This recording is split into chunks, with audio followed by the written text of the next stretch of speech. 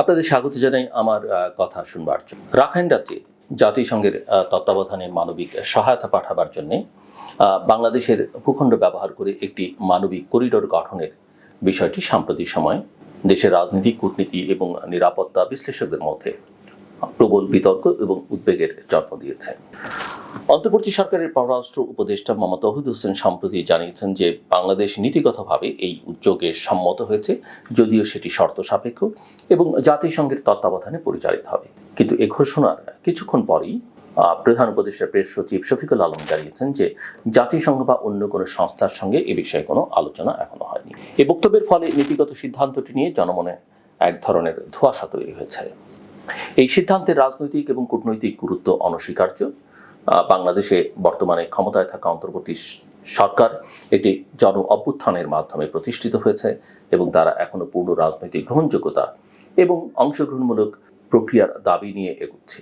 এই বাস্তবতায় কোনো বড় নীতিগত সিদ্ধান্ত, বিশেষ করে যা দেশের সার্বভৌমত্ব, নিরাপত্তা এবং কৌশলগত অবস্থানকে প্রভাবিত করতে পারে, তা সকল প্রধান রাজনৈতিক দলের সঙ্গে আলোচনা ছাড়া গ্রহণ করা হলে সেটি বিতর্কিত হয়ে ওঠে। বিএনপি, জামায়াত ইসলামী, এনসিপি, হেফাজত ইসলাম সহ প্রায় সব রাজনৈতিক দলই এই বিষয়ে সরকারের সিদ্ধান্ত গ্রহণ প্রক্রিয়া নিয়ে প্রশ্ন তুলেছে। মিয়ানমারের রাখাইন রাজ্যের বর্তমান পরিস্থিতি অত্যন্ত জটিল। সেখানকার সামরিক জান্তা এবং বিদ্রোহী গোষ্ঠী আরাকান আর্মির মধ্যে রক্তক্ষয়ী সংঘর্ষে বহু মানুষ গৃহহীন এবং অভুক্ত হয়ে পড়েছে। জাতিসংঘ আশঙ্কা প্রকাশ করছে যে যদি অবিলম্বে সেখানে মানবিক সহায়তা পৌঁছানো না যায় তবে দুর্ভিক্ষ দেখা দিতে পারে। এই বিষয়ে আমি আগেও বলেছি। এই প্রেক্ষাপটে জাতিসংঘ বাংলাদেশকে একটি করিডোরের ব্যবহারের প্রস্তাব দেয়, যা হয়ে ত্রাণ সামগ্রী রাখাইনে পাঠানো যাবে। তবে প্রশ্ন হচ্ছে, এমন একটি স্পর্শকাতর সিদ্ধান্ত নেওয়ার আগে বাংলাদেশের সরকার কাদের সঙ্গে আলোচনা করেছে এবং সিদ্ধান্তটি কতটুকু বাস্তবসম্মত এবং নিরাপদ। বাংলাদেশের পররাষ্ট্র মন্ত্রণালয় জানিয়েছে যে তারা 3টি মূল শর্তে জাতিসংঘকে সম্মতি দিয়েছে। রাখাইনে সংঘর্ষ বন্ধ থাকতে হবে এবং অন্তত একটি যুদ্ধবিরোধী থাকতে হবে, ত্রাণ বন্টনে কোনো বৈষম্য থাকবে না এবং সহায়তা হতে হবে শর্তহীন। এসব শর্ত বাস্তবায়ন করা কঠিন, কারণ রাখাইনের 80 থেকে 90% অঞ্চল বর্তমানে আরাকান আর্মির নিয়ন্ত্রণে, যারা নিজেরাও রোহিঙ্গা জনগোষ্ঠীর বিরুদ্ধে বৈষম্যমূলক আচরণে অভিযুক্ত। এই প্রেক্ষাপটে বাংলাদেশের জাতীয় নিরাপত্তা, কূটনৈতিক ভারসাম্য এবং মানবিক দায়িত্ব, এই 3টি দিকের ভারসাম্য রক্ষা করা অত্যন্ত কঠিন হয়ে পড়ে। একদিকে বাংলাদেশ ইতিমধ্যেই 13 লক্ষাধিক রোহিঙ্গা শরণার্থী বহন করছে। নতুন করে রাখাইন থেকে আরও শরণার্থী প্রবেশ করলে দেশের অর্থনৈতিক, সামাজিক এবং নিরাপত্তা কাঠামো আরও চাপে পড়বে। অন্যদিকে যদি মানবিক করিডোর কার্যকর না হয় তবে আন্তর্জাতিক মহলে বাংলাদেশের মানবিক ভাবমূর্তি প্রশ্নবিদ্ধ হতে পারে। এখানে আঞ্চলিক ভূরাজনীতির প্রশ্ন এসে যায়। রাখাইন অঞ্চলে ভারত, চীন এবং যুক্তরাষ্ট্র 3টি পরশক্তির ভূরাজনৈতিক আগ্রহ রয়েছে। চীনের বেল্ট অ্যান্ড রোড ইনিশিয়েটিভের একটি গুরুত্বপূর্ণ রুট যাচ্ছে রাখাইন হয়ে। ভারতের পূর্বাঞ্চলীয় নিরাপত্তা এবং বঙ্গোপসাগরের প্রবেশাধিকার রাখাইন অঞ্চলের উপর নির্ভরশীল। যুক্তরাষ্ট্র আবার বার্মা অ্যাক্টের মাধ্যমে মিয়ানমারের অভ্যন্তরে মানবাধিকার রক্ষার নামে সক্রিয় ভূমিকায় অবতীর্ণ। এই 3 শক্তির সমন্বয়হীন আগ্রহ বাংলাদেশের ওপর প্রচণ্ড কৌশলগত চাপ সৃষ্টি করতে পারে। আরও গুরুত্বপূর্ণ হচ্ছে, রাখাইনে যে করিডোর চালুর চিন্তা করা হচ্ছে তা কি আদৌ নিরাপদ? যদি জাতিসংঘের তত্ত্বাবধানে সহায়তা পাঠানো হয়, তাও কি গ্যারান্টি আছে যে তা শুধুমাত্র অসহায় জনগণের কাছে পৌঁছবে, নাকি বিদ্রোহী গোষ্ঠী সেই সহায়তা দখল করে ব্যবহার করবে নিজেদের সামরিক উদ্দেশ্যে?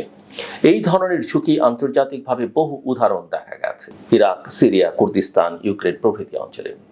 এইসব প্রশ্নের উত্তর খোঁজার আগেই বাংলাদেশ সরকার করিডোরের নীতিগত সম্মতি দেওয়ার যে ঘোষণা দিয়েছে, সেটি কেবল রাজনৈতিক বিরোধীদের নয়, সাধারণ নাগরিক এবং কৌশলগত বিশ্লেষকদের মধ্যেও উদ্বেগ সৃষ্টি করেছে। বিশেষ করে যখন দেখা যায় সরকার বলছে তারা মিয়ানমারের ভূখণ্ডে যাবে না, কেবলমাত্র বাংলাদেশের ভেতরে লজিস্টিক সহায়তা দেবে, তখন প্রশ্ন ওঠে এই সহায়তা কোন পথে যাবে, কিভাবে যাবে, কার তত্ত্বাবধানে যাবে?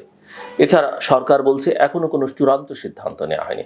আবার পররাষ্ট্র উপদেষ্টা বলেছেন নীতিগত সম্মতি দেওয়া হয়েছে। এই দ্বৈত বার্তা পরিস্থিতিকে আরও জটিল এবং অস্পষ্ট করে তুলেছে।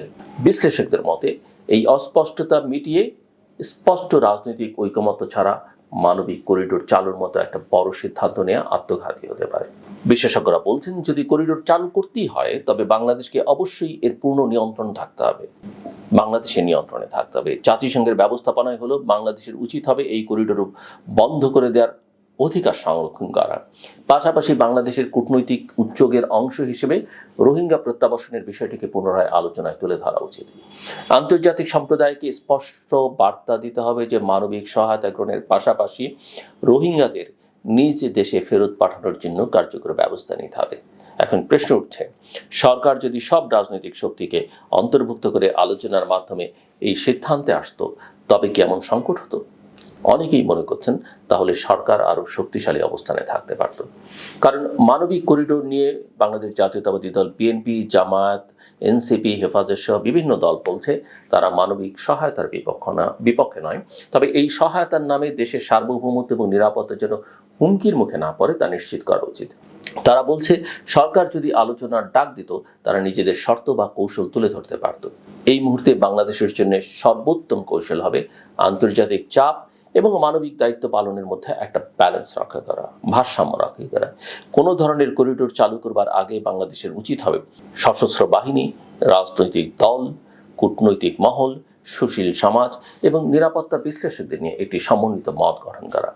একই সঙ্গে ভারত, চীন, যুক্তরাষ্ট্র এবং জাতিসংঘের সঙ্গে স্বচ্ছ কূটনৈতিক আলোচনার মাধ্যমে একটি স্থিতিশীল, নিরাপদ এবং যৌক্তিক কাঠামো তৈরি করা, যেখানে বাংলাদেশের ভূখণ্ড ব্যবহৃত হলেও এর পূর্ণ নিয়ন্ত্রণ থাকবে বাংলাদেশের হাতেই। সবশেষে বলা যায়, মানবিক করিডোর একটি মানবিক উদ্যোগ হলেও এর পেছনে রয়েছে কূটনৈতিক, সামরিক এবং আঞ্চলিক রাজনীতির বহুস্তরীয় হিসাব নিকাশ। তাই এটি আর শুধু মানবিক নয়, বরং জাতীয় নিরাপত্তা, আঞ্চলিক স্থিতিশীলতা এবং বাংলাদেশের ভবিষ্যৎ কৌশলগত অবস্থানের একটি পরীক্ষা। সরকার যদি এই পরীক্ষায় উত্তীর্ণ হতে চায়, তবে তাকে অবশ্যই সবাইকে সঙ্গে নিয়ে চলতে হবে, স্বচ্ছতা নিশ্চিত করতে হবে এবং দেশের স্বার্থে সর্বোচ্চ সতর্কতা এবং বিচক্ষণতা প্রদর্শন করতে হবে। কথা শেষ করবার আগে যেটা বলি, শিশুদের ভালোবাসবেন। শিশুরা আমাদের ভবিষ্যৎ। আপনার নিজের সন্তানকে ভালোবাসবেন, অন্য বাচ্চাদের ভালোবাসবেন। শিশুর সঙ্গে কখনো খারাপ ব্যবহার করবেন না। মারধর তো নাই, এমনকি স্কুলে এখন শিশুকে শারীরিকভাবে প্রহার করা নিষিদ্ধ করা হয়েছে। এটা আমি মনে করি উত্তম সিদ্ধান্ত। অনেক আগেই বিগত সরকারের আমলে সেটি হয়েছে।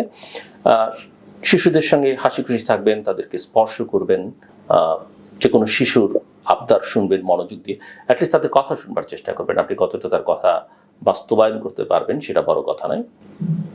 এবং শিশুর লেখাপড়ায় কেমন, তার চেয়ে বড় কথা হচ্ছে তার মানসিককরণটা তৈরি করবার জন্য তার সঙ্গে ভালো ব্যবহার করা, তাকে সময় দেওয়া অত্যন্ত গুরুত্বপূর্ণ। অনেক বাবা মা আছেন যারা অর্থের পেছনে ছোটেন, মনে করেন যে সন্তানের লেখাপড়া, তার ভবিষ্যৎ নিশ্চিত করবার জন্য প্রচুর অর্থের দরকার আছে, কিন্তু আপনার শিশুর জন্য, সন্তানের জন্য অর্থের চেয়েও বেশি দরকার আপনার সময়, আপনার হাসি মুখ, আপনার তাকে স্পর্শ করা, তার সঙ্গে আপনার কথাবার্তা বলা। এবং শুধু আপনার সন্তান না, আমি যেটা বলছি, যত শিশু দেখবেন, যার শিশু দেখবেন, যে ভাষার, যে বর্ণের, যে দেশের, গরিব হোক ধনী হোক, শিশুদের সঙ্গে ভালো আচরণ করুন। এবং মনে রাখবেন, একটা রাস্তার শিশুও ভবিষ্যতে আপনার আমার চেয়ে অনেক অনেক বড় কিছু হয়ে যেতে পারে। কাজে কোনো শিশুকে অবহেলা করবেন না। আমার কথা শুনবার জন্য আপনাদের অসংখ্য ধন্যবাদ। আপনাদের সবার জন্য শুভকামনা।